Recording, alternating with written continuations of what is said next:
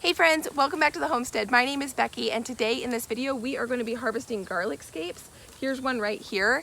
This is my first year growing garlic, and I'm thrilled to be able to harvest garlic scapes. I was actually kind of nervous that maybe I got what I planted wrong because garlic scapes only happen on hardneck garlic. And I keep seeing on Instagram, everyone's posting pictures of their garlic scapes, and I didn't see any in mine. I was kind of getting disappointed about it, thinking that, well, maybe I just planted soft neck garlic, but you know what? I didn't. There is a bunch of hard neck garlic in here with a ton of scapes. I was actually out here yesterday trimming my onion tops back again as a way to maximize my harvest. So I'm not only gonna be getting onions from these onions, but I'm gonna get onion top pesto and a bunch of green onion tops to throw in the freezer to use just like onions.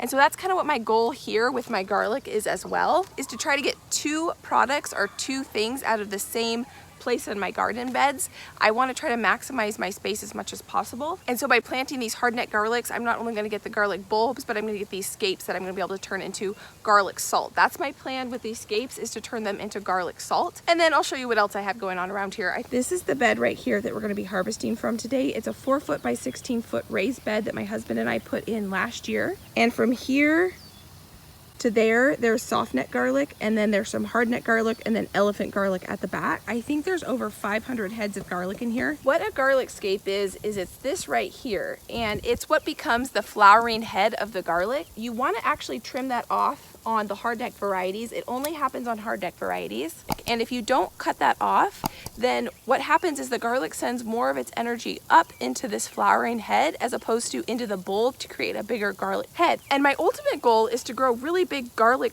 bulbs, but this is just an awesome byproduct that tastes like garlic that I can use in a bunch of different things. It has a very strong garlic flavor. A lot of people like to pickle them, stir fry them, freeze them, chop them up. I'm sure I'm gonna miss a bunch of them because they're really hard to spot. And I think that's why I thought that I, on accident, didn't plant any hardneck varieties, because I didn't see them for so long. And then all of a sudden I started seeing them, and now they're pretty big. The first time I ate onion scapes was when I was a part of a CSA, which is, oh, I can't see, which is community supported agriculture, where you basically become a member of a farm. So if you don't have a garden like this, that's a great way to get farm fresh produce and support some local business, is to become a member of a farm. And they gave me garlic scapes. This is not something you're gonna find in your grocery store. I don't know why they don't sell them, but they don't, probably because they're so seasonal. And I put them in stir fry and in a quiche, and that was a really good way to use them. But it's very strong garlic flavor for me, and so I prefer to powder them. That was what I did for the first time last year. I powdered them up. The best resource to find a CSA in your area is to go to localharvest.org. I'll leave the link in the description box below. I probably picked the worst time to come out here and do this. It's like 90 degrees out here right now, but I really had to get some stuff done inside that I wanted to get done before this. And if I was gonna be more efficient, I would have come out here in the morning, harvested this, gone inside and taken care of that stuff, and then finished out in the garden, but I didn't do that, so it is what it is. If you guys want to see what I did this morning, I'll go ahead and put that in now. Let's go ahead and get my husband's baked oatmeal made for the week. I am going to put in 10 eggs. When I make baked oatmeal, I make it pretty egg heavy because we have 11 chickens and we need to use up eggs, and I always make it right in the baking dish. I've got a bowl here. This was a bowl that I was actually using earlier today, and it was dirty, and I'm going to use this bowl for my scraps so that I can take these eggshells out to the chickens. I make baked oatmeal almost every week, and then my husband eats it every morning for breakfast. So if you hear noises in the background, it's my husband.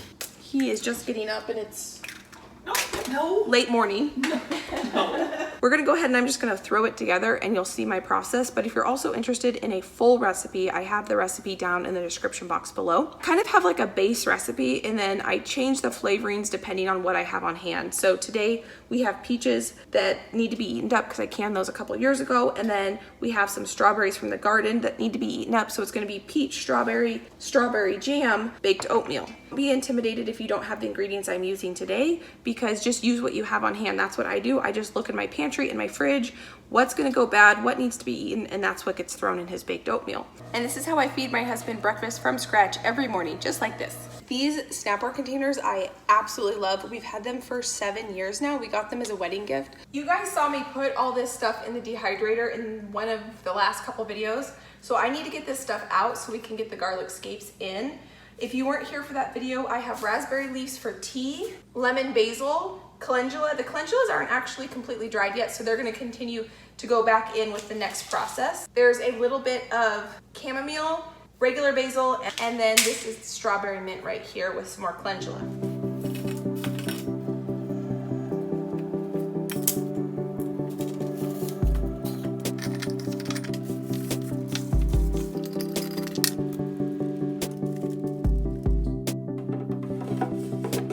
Even though I consider garlic scapes like an herb, I'm gonna treat it like a vegetable. So we're gonna set the dehydrator for 125. This is my Excalibur 5-tray dehydrator. The only thing I don't like about it is that I didn't spend the extra money to get the 9-tray because I absolutely love this thing and I use it all the time.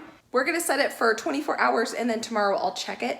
You absolutely can freeze your scapes. You could blend them up in a food processor, throw them in a Ziploc bag, which I did that at first, but I didn't find myself gravitating toward using them.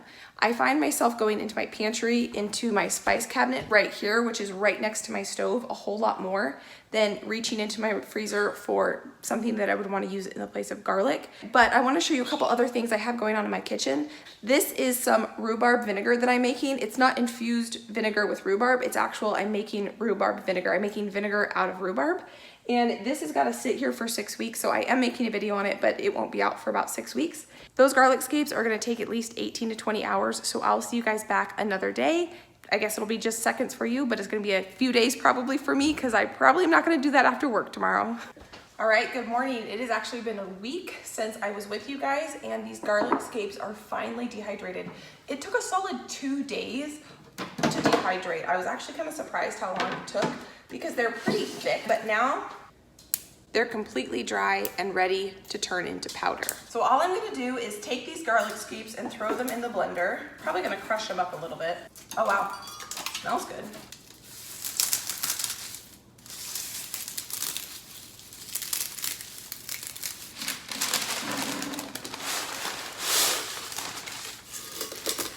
I'm just gonna turn it up. When I try to make powders, I usually will take it off the blender and shake it a little bit. Once your powder is done, you want it just to let it settle in the blender, because if I'm to take the lid off right now, a ton of this powder is gonna bloom into the air, and I don't want that. This is basically how you make any powdered anything. If you wanna make onion powder, garlic powder, tomato powder, it's that simple. All you have to do is dehydrate whatever it is, pumpkin powder, and throw it on the dehydrator and blend it up once it's dry. I also wanted to add one note when you're dehydrating garlic scapes. Don't dehydrate them in your laundry room. That's what I did because I wanted it off my counter here, so I threw it in my laundry room. And I woke up the next morning and was hit in the face when I opened my laundry room door with garlic scent. So I threw the dehydrator outside, and I actually finished the dehydrating process for the next day and a half out on my porch. And that's what I'm gonna do from now on. If I dehydrate anything like onions, garlic, anything with a strong, potent scent needs to be dried outside. Plus, it's not heating your house because the dehydrator does produce heat. And so now that we're in summer, I'd rather have that heat going outside. And we have 3/4 cup here, and I want to do a 3-to-1 ratio for salt so that I know when I'm putting this on stuff how much salt is actually in here, which means I need a 1/4 cup of salt in here. I'm using pink Himalayan salt. I buy this on Amazon, and I can link this below if you're interested in looking at it. We're just gonna add that into here. And all we're gonna do now is shake it up. And here we go, we have garlic scape salt. Now I'm gonna use this just like I would use garlic powder. I'm probably gonna use it a lot on roasted vegetables, cooking chicken, basically anything I would put garlic powder in, I'm gonna use this instead because this is homegrown, which is awesome. So I've doubled my harvest. I'm not only hopefully gonna be getting the garlic bulbs that are gonna be coming out of the ground, but I'm also getting this garlic scape powder, which I'm so happy about. So if you're interested in any of the equipment I used today, I'll link it down below, except for that blender because I hate that blender. That is one thing that I'm gonna be looking into, buying a better quality blender. So if you guys have any recommendations for me, I'd really appreciate it because I bought that at Goodwill and it's terrible. If you guys got value out of this video, I'd really appreciate a thumbs up. If you think anyone would be interested in watching any of my videos, I'd greatly appreciate you sharing them. The next videos I'm gonna go out and film today actually are, I'm gonna be making some kombucha. I'm gonna be talking about why my onions bolted and whether you can actually save onions after they bolt. So if you're interested in any of those videos, go ahead and subscribe because those will be coming out soon. If you're new and you want to watch a few of my other videos, they're right up here. You can go enjoy those. I hope you guys have a fantastic day, and I'll see you guys next time. Bye, guys.